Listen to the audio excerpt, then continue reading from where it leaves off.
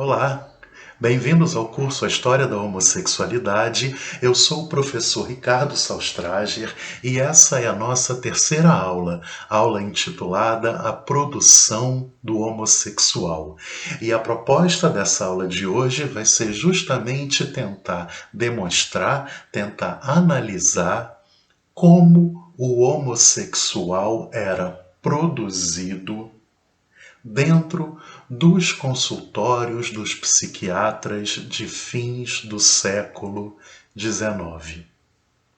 E a gente vai ter como exemplo o Krafft-Ebing, principal e mais famoso psiquiatra dessa época.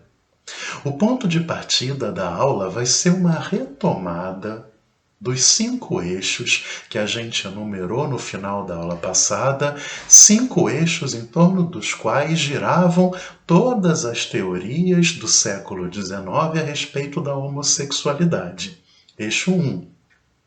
O homossexual é um perverso, um anormal, um desviante. Eixo 2. O homossexual é um degenerado. Eixo 3. Existe uma causa para a homossexualidade e ela pode ser tanto inata quanto adquirida. Eixo 4. A homossexualidade é fruto de um mau funcionamento cerebral. E eixo 5. É possível curar o homossexual. E de antemão, a gente pode ver que em torno desses 5 eixos, que esses 5 eixos correspondem a 5 verdades. Verdade 1. O homossexual é um perverso, um anormal, um desviante. Verdade 2. O homossexual é um degenerado. Verdade 3. Existe uma causa para a homossexualidade. Verdade 4. A homossexualidade é fruto de um mau funcionamento cerebral. E verdade 5, é possível curar a homossexualidade. E a questão que a gente levanta para ser analisada ao longo da aula de hoje é a seguinte: essas 5 verdades correspondem a 5 verdades absolutas, ou elas correspondem a 5 meras afirmações dos psiquiatras que, por terem sido enunciadas justamente pelos psiquiatras, passam a ter na sociedade um efeito de verdade, sendo, portanto, uma verdade produzida pelo saber psiquiátrico. Em outros termos, será que esses psiquiatras descobriram essas 5 verdades? Ou será que eles as construíram? Será que eles descobriram essas 5 verdades, ou será que eles meramente as afirmaram? 5 afirmações que, por terem sido insistentemente enunciadas por cientistas, passaram a ter efeitos de uma verdade na nossa sociedade, efeito esse que se propaga até os dias atuais, até o século XXI, já que, afinal de contas, foram cientistas que enunciaram e, portanto, são verdades. Vamos lá, então. Bom, a base para a aula de hoje vai ser a obra Psicopatia Sexualis, do Krafft-Ebing. Tá? Obra bastante conhecida e obra que é dividida em 2 partes, uma parte teórica e uma parte clínica. A parte teórica é bem breve e nela o Krafft-Ebing vai, em cerca de 8, 10 páginas, enumerar as principais postulações da psiquiatria a respeito das perversões sexuais. tudo o que a psiquiatria tinha conhecido até então a respeito do sadismo, do masoquismo, do voyeurismo, do exibicionismo, do fetichismo e também da homossexualidade. Tudo o que está contido nessa parte a gente já viu ao longo das discussões anteriores. E a gente agora vai se interessar pela segunda parte, a parte clínica, na qual o Krafft-Ebing vai expor o relato de cerca de 200 pacientes perversos atendidos por eles, sendo que desses 200, 40 são homossexuais, tanto homens quanto mulheres. Alguns desses relatos são bem extensos, a grande maioria é bem pontual, tá certo? E é interessante a gente se debruçar sobre esses relatos clínicos, porque através dele a gente pode depreender o que mais ou menos acontecia durante uma consulta com o Krafft-Ebing. Tá? A gente pode perceber que durante essa consulta eram feitos 2 exames. O primeiro exame era um exame do médico sobre o paciente. O médico pedia para o paciente se despir e a partir daí era feito um exame minucioso, extremamente minucioso do corpo do paciente, para se tentar descobrir alguma anomalia, alguma coisa, algum sinal, algum indício que pudesse dizer respeito à perversão investigada. No caso dos homossexuais, o que o Krafft-Ebing basicamente procurava era a presença de sinais por demais femininos num homossexual homem e por demais masculinos numa homossexual mulher. Certo? E após esse exame corporal, após esse exame do médico no paciente, era feito um segundo exame. Agora, um exame do próprio paciente sobre si mesmo.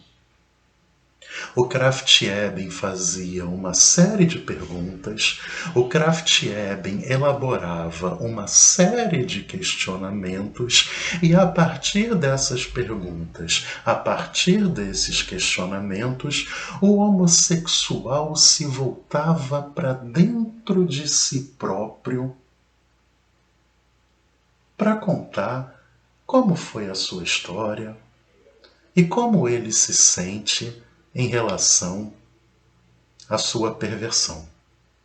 Desse segundo exame do paciente a respeito de si mesmo, era pedido para ele falar, por exemplo, sobre a sua ascendência, para se tentar ver indícios de perversões, indícios de desvios dentro da árvore genealógica do paciente. Também era pedido para o paciente falar um pouco sobre os gostos dele. Se socialmente ele gostava de coisas próprias aos homens ou às mulheres. E assim a gente sabia se um homossexual masculino gostava por demais de coisas tipicamente femininas ou se homossexuais mulheres gostavam de coisas tipicamente masculinas. Tá? Também era perguntado a respeito das causas. Quais seriam as causas que o paciente julga ter gerado a sua homossexualidade? E também era dada uma certa liberdade para o paciente falar à vontade para ver se você conseguia achar, para ver se o psiquiatra conseguia achar alguns traços por demais excêntricos na história do paciente e que assim também pudesse servir de algum indício para se descobrir os fatores responsáveis pela sua homossexualidade e, por fim, era prescrito um tratamento. Tá certo? E desses 40 casos de homossexualidade elencados pelo Krafft-Ebing, eu selecionei 2 para mostrar para vocês. Um caso de um homem e um caso de uma mulher. E eu escolhi, dentre todos os 40 casos, esses 2, justamente porque eles são ou os casos mais típicos, ou então aqueles que contêm um material bacana para a gente discutir. Vamos lá então. Bom, vamos lá. O primeiro paciente é um paciente de 36 anos, o Z, um homossexual masculino cujo exame minucioso do corpo não revelou nada de anormal. Ou seja, o Z possuía uma aparência completamente masculina. Além de apresentar uma aparência completamente masculina, o Z também possuía uma ascendência completamente saudável. Ou seja, não havia nada de anormal entre os seus antepassados. O Z também teve um desenvolvimento mental e físico perfeito. Ou seja, infância e juventude também absolutamente normais. Com 14 anos, o Z começou a se masturbar. E com 15 anos, ele sentiu pela primeira vez atração por um homem. Sendo que é frisado que o Z jamais, em nenhum momento, sentiu qualquer tipo de atração por mulheres. 3 fatos marcantes ocorreram entre os 20 e os 30 anos do Z. Primeiro fato marcante. Tá? Com 24 anos, o Z se forçou a conhecer um bordel. Só que saiu correndo de lá no exato instante em que viu uma mulher completamente despida na frente dele. Com 25 anos, segundo fato importante, com 25 anos, o Z se permitiu começar a praticar o onanismo mútuo com outros homens. Onanismo mútuo é o nome científico para a prática que a gente conhece em 2021 como broderagem. Tá certo? E com 28 anos, terceiro fato marcante, o Z se casou. E se casou para, abre aspas, se curar de suas paixões anormais. O Z era daqueles que conseguia cumprir o dever de um marido legal, desde que ele, durante o ato do coito, fantasiasse uma série de transas com outros homens. Tá certo? E a coisa ia indo numa boa até que teve o nascimento do filho do Z. Com o nascimento do filho do Z, ele se afastou da esposa, tá? E passou a ter um medo absurdo de produzir uma prole anormal. Tá certo? O Krafft-Ebing frisa que esses esforços imaginativos que o Z fazia acabaram gerando nele uma neurastenia. A neurastenia é um quadro de extrema fadiga, de extrema diminuição da libido, de dores pelo corpo todo. Todos esses sintomas de fundo nervoso. Tá?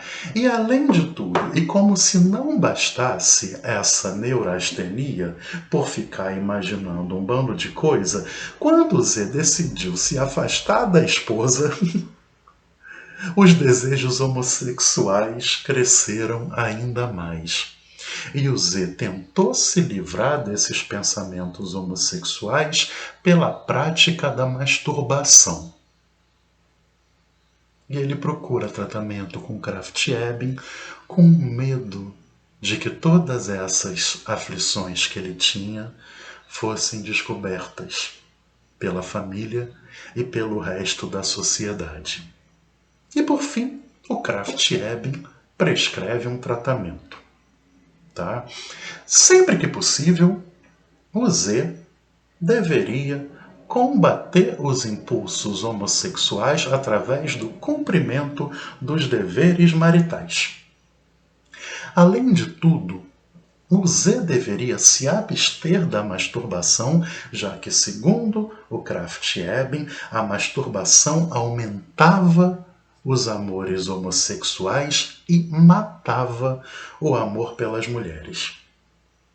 Agora, se o Z não conseguisse nada disso, ele deveria apenas se limitar a trocas de beijos e abraços com outros homens.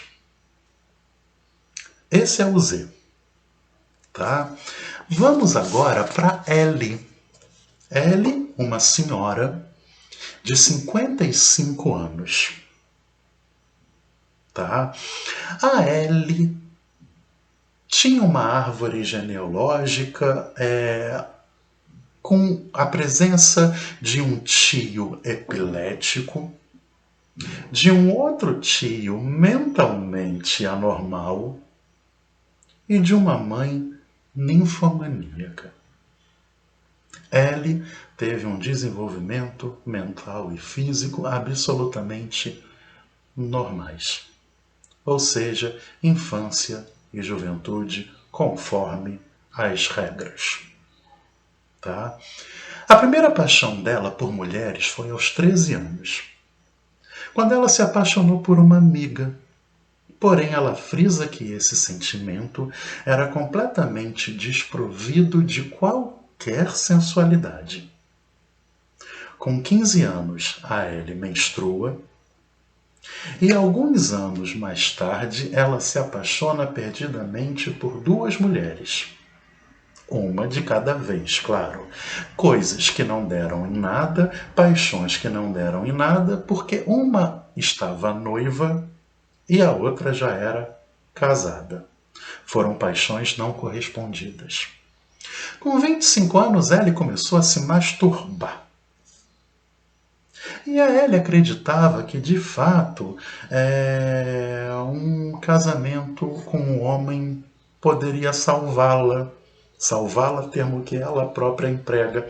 Mas ela tinha certa consciência de que ela não queria causar infelicidades ao marido, já que ela não tinha condições alguma de ser uma esposa exemplar, e ela também tinha uma série de medos de gerar filhos com a mesma, abre aspas, fraqueza, fecha aspas. Tá? Com 27 anos, a Ellie finalmente recebeu propostas de uma mulher. Mas ela não aceitou essas propostas porque eram propostas por demais sensuais. E o amor sensual, sem nenhum apaixonamento, não agradava a Ellie de modo algum. Tá?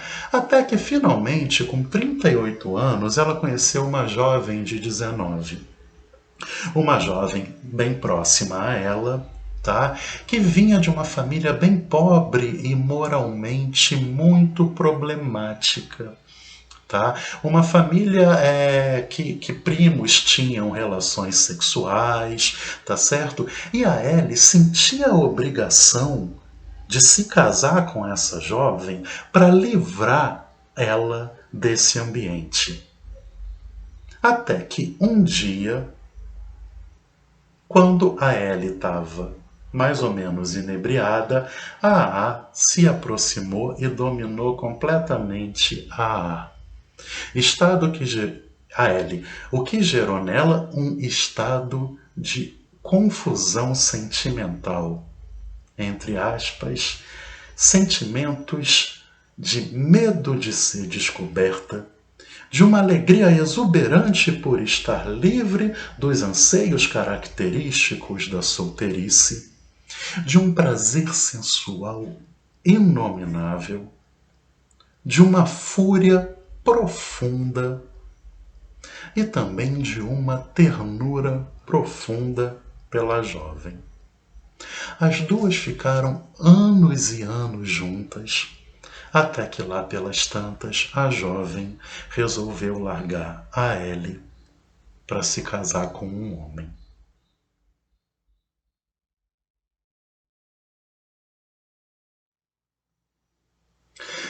Foram esses dois casos, mas poderia ter sido qualquer um dentre os 40 casos, mais ou menos, que o Krafft-Ebing traz a respeito da homossexualidade.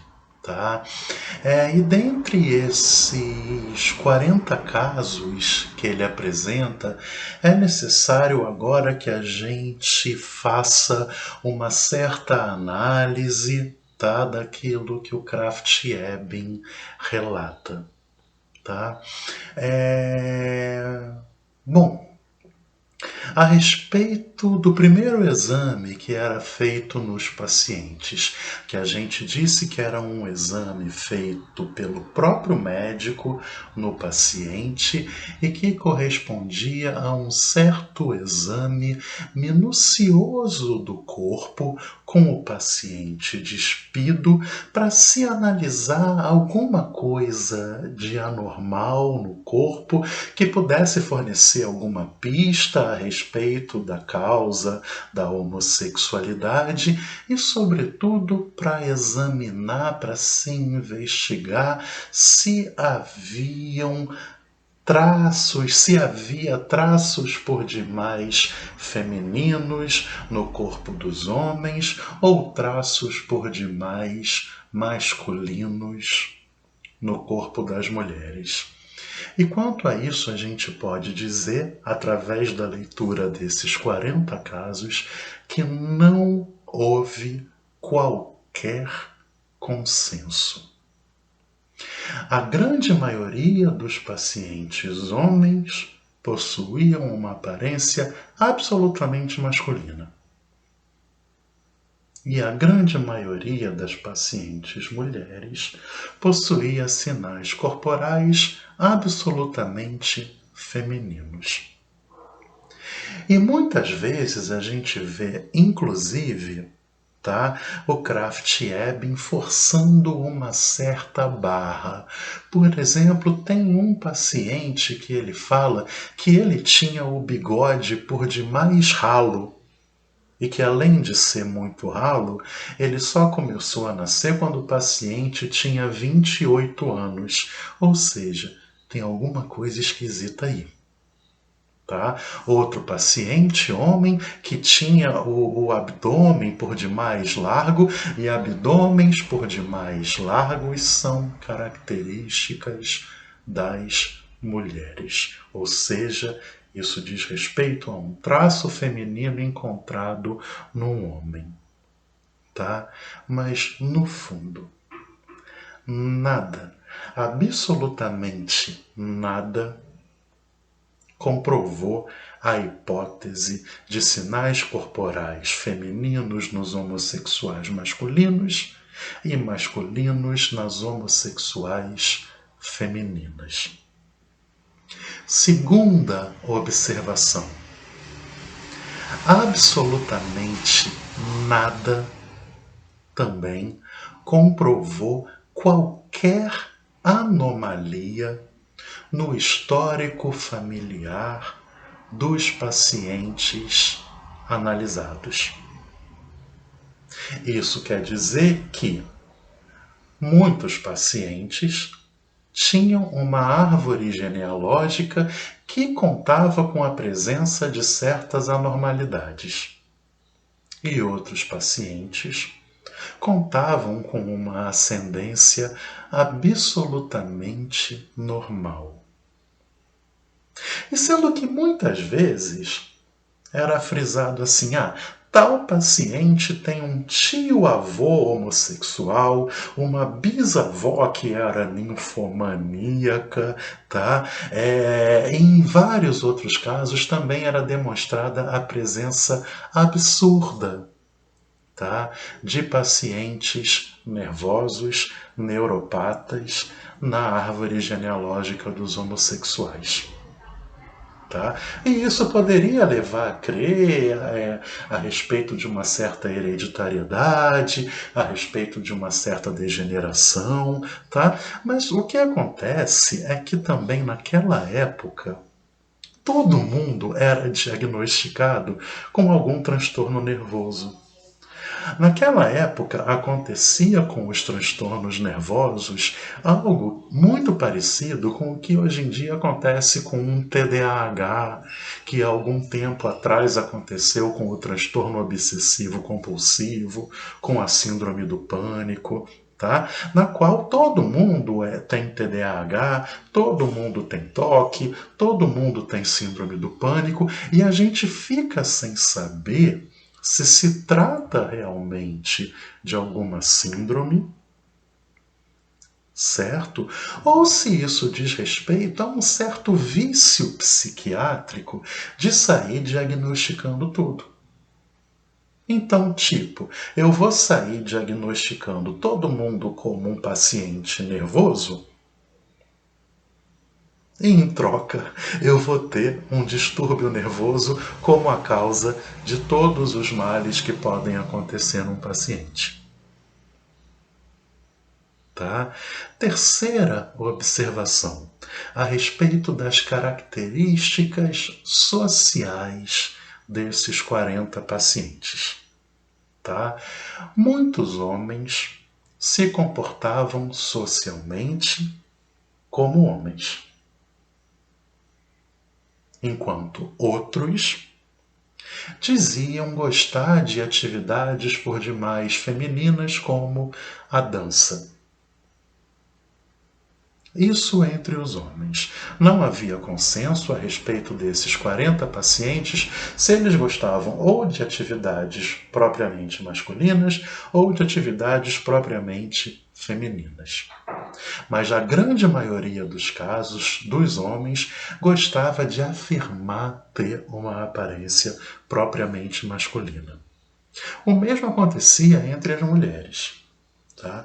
As mulheres gostavam de dizer que elas se sentiam os homens da relação com outras mulheres.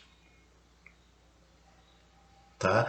Sendo que fica muito difícil também comprovar alguma coisa, se um homossexual é um homem que se comporta como uma mulher, ou se a homossexual é uma mulher que se comporta como homem, até porque tem aqueles vícios que também aconteceram em relação a essa observação de dizer, por exemplo, que tal paciente, durante a infância, gostava de ficar brincando de pentear a babá.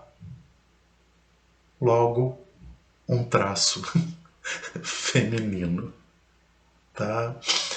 Uma quarta observação, tá? Diz respeito às causas elencadas pelo Krafft-Ebing. E dentre elas a gente vê uma disparada em quase 100% dos casos. E esse fenômeno responsável pela condição dos pacientes é a masturbação. A masturbação pelos séculos XVIII e XIX foi tida como uma prática demonizada e que poderia acarretar os mais diversos males corporais, sociais e psicológicos. E nesse sentido foi nítido, no caso do Z, que o Krafft-Ebing disse literalmente que a masturbação causava impulsos homossexuais e inibia os héteros. Uma quinta observação diz respeito a alguns traços excêntricos que eram valorizados durante esse autoexame do paciente. Por exemplo, um paciente é frisado que ele, quando criança, tinha sonhos com mortes e ataques de cães, sendo que esses sonhos com morte e com ataque de cães fazia essa criança, futuro homem homossexual, experimentar um forte prazer, uma forte volúpia. Quanto ao outro paciente, é frisado que ele se excitava com touradas e com tortura de animais. Quanto ao outro paciente, é frisado que ele, quando criança, tinha medo de gatos que miavam demais. Outro paciente é frisado que ele tinha sonhos recorrentes com homens de barba vestindo roupas azuis. E, enfim, um outro paciente é frisado no relato dele que ele, quando criança, tinha fantasias meio esdrúxulas de que ele adormeceria e acordaria dentro de um caixão. Não é frisado em nenhum momento, não é dito em nenhum momento que esses traços excêntricos, que essas excentricidades poderiam ser a causa da homossexualidade.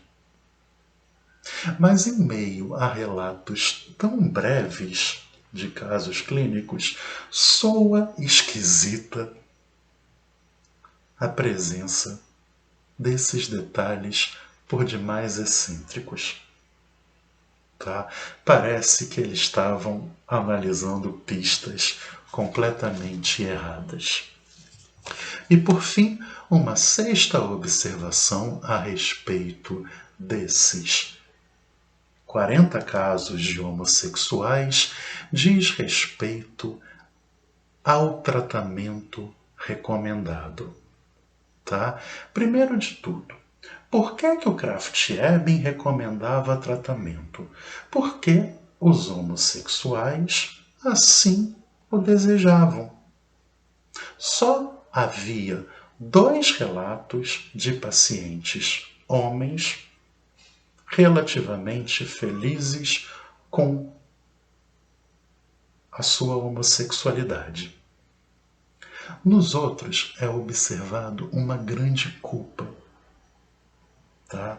Há pacientes que é dito que eles choraram copiosamente durante a consulta.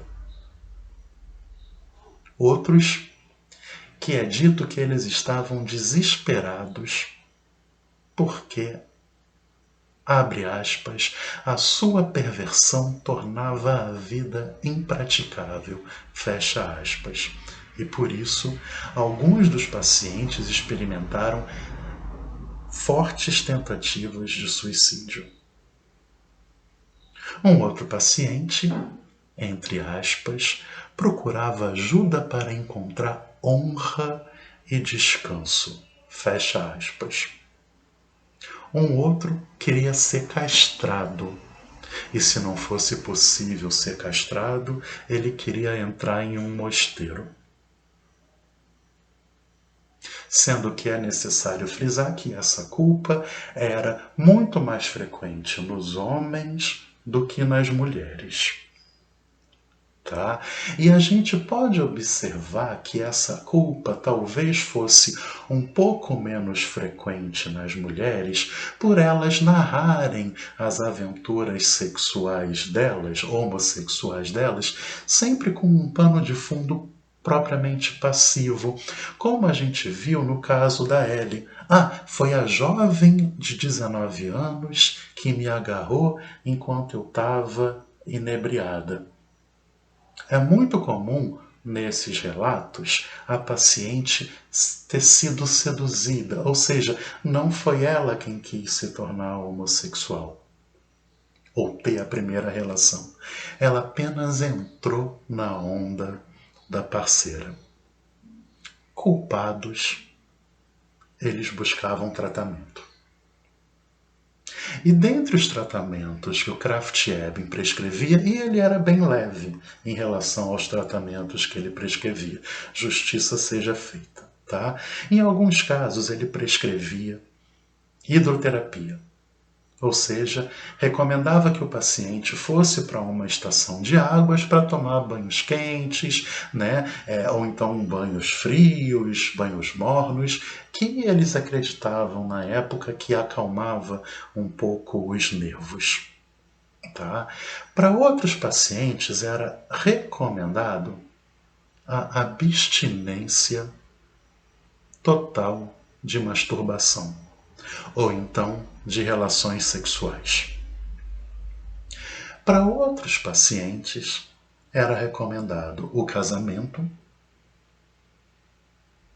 desde que acompanhado por fantasias homossexuais, porque assim ele podia desempenhar o papel de marido, ou então era recomendado que ele começasse a ir para bordéis enquanto transasse com prostituta, fantasiasse relações também com outros homens.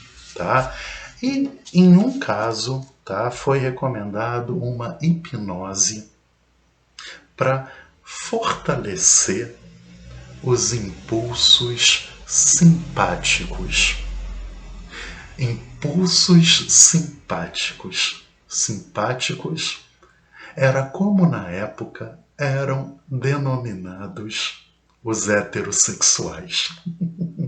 O conceito de heterossexualidade ainda não existia. Eles eram os simpáticos.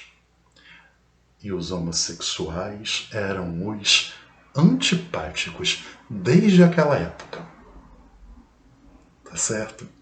Em relação a esses tratamentos recomendados, apenas um paciente se curou através da ida frequente a bordéis. Porém, teve uma recaída no verão. Enfim, coisas que acontecem no verão. Tá? Vamos concluir. Vamos ver o que o Foucault pensa de tudo isso.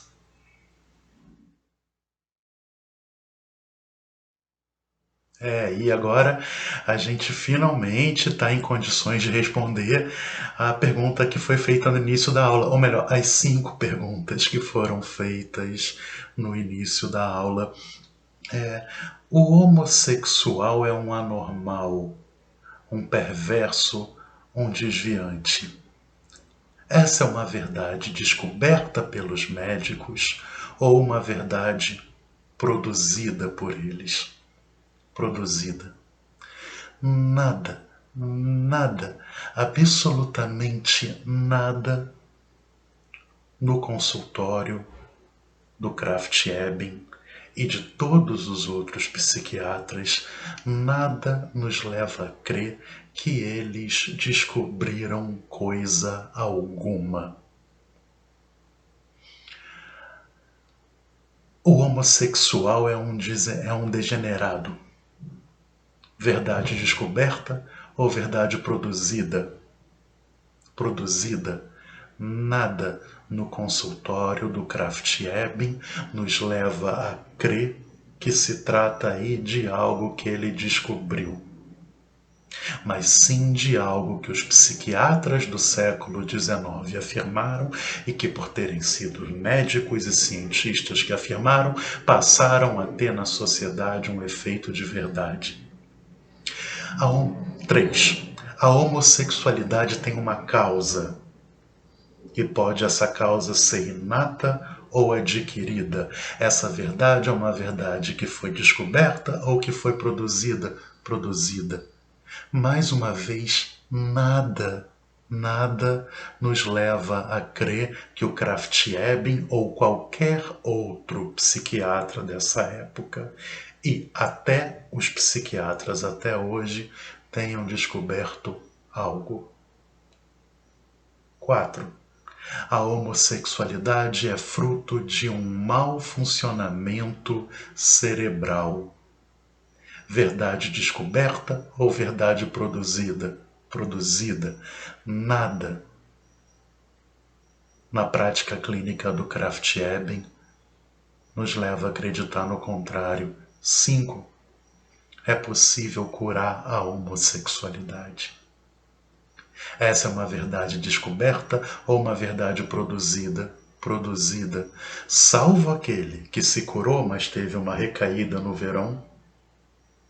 Em todos os outros 40 casos, nada nos leva a crer que é possível curar o homossexual. E é aí que entra a afirmação do Foucault crucial que a gente trouxe na primeira aula.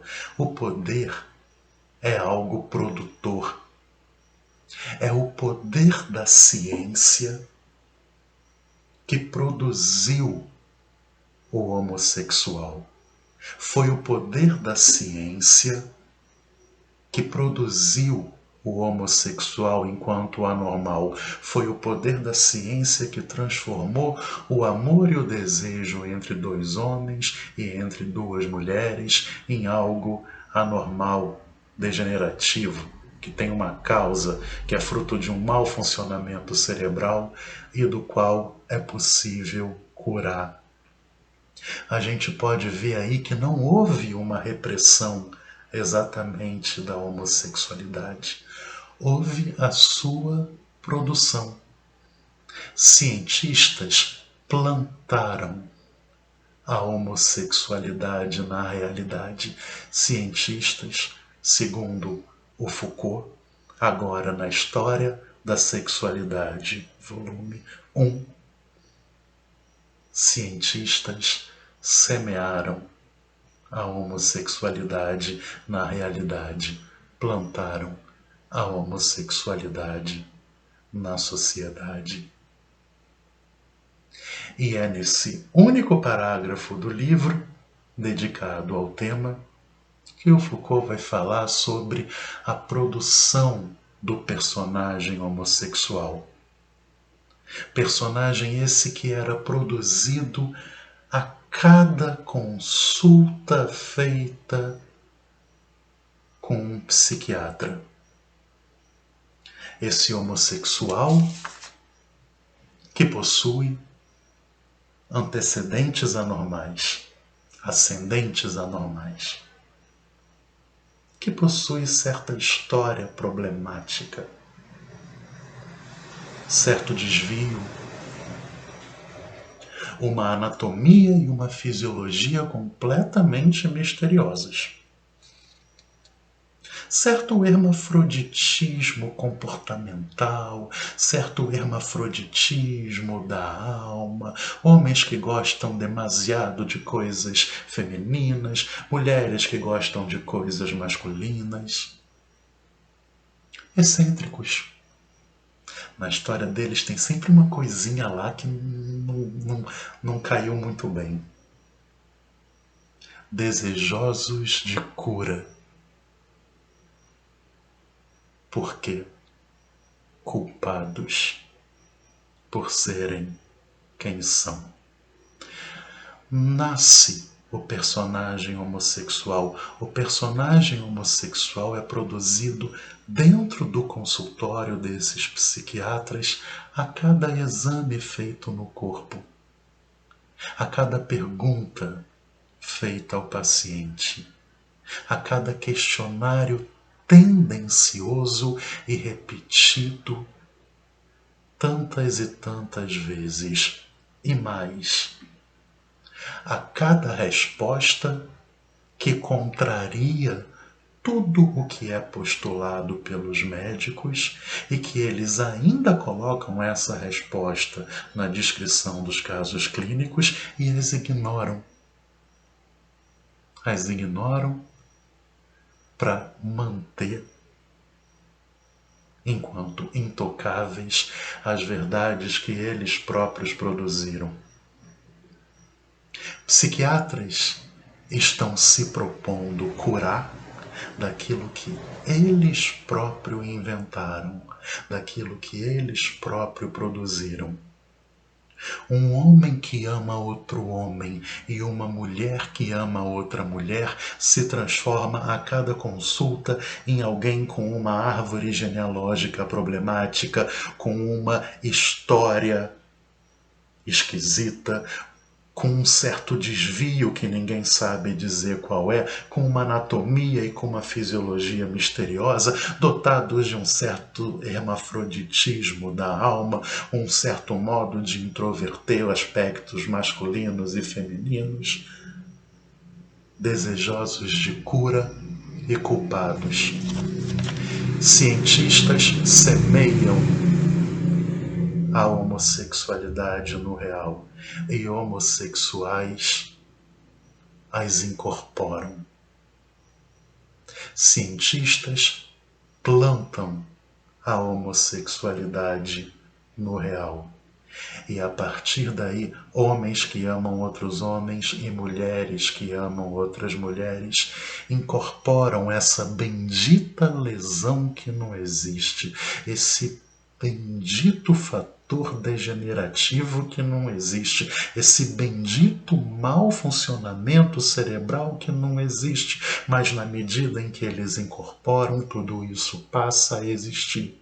E passa a existir porque, afinal de contas, foram cientistas que disseram que isso existe.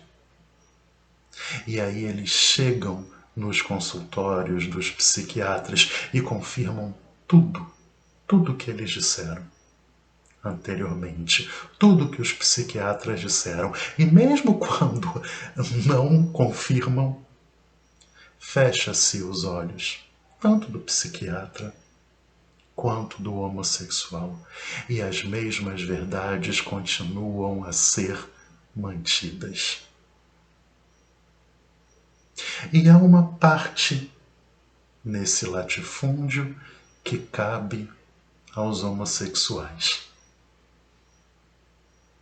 A parte que cabe aos homossexuais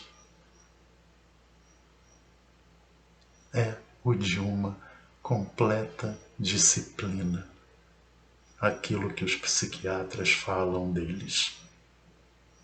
Nós, ao longo de tantas décadas, ao longo mesmo de séculos, nos disciplinamos a esse modelinho e nos tornamos esse personagem. A aula que vem ainda não vai ser a última, porque a aula de hoje, por ter ficado muito grande, eu desmembrei em duas. A gente vai ter a penúltima aula, daqui a pouco, justamente sobre o homossexual disciplinado. Até lá!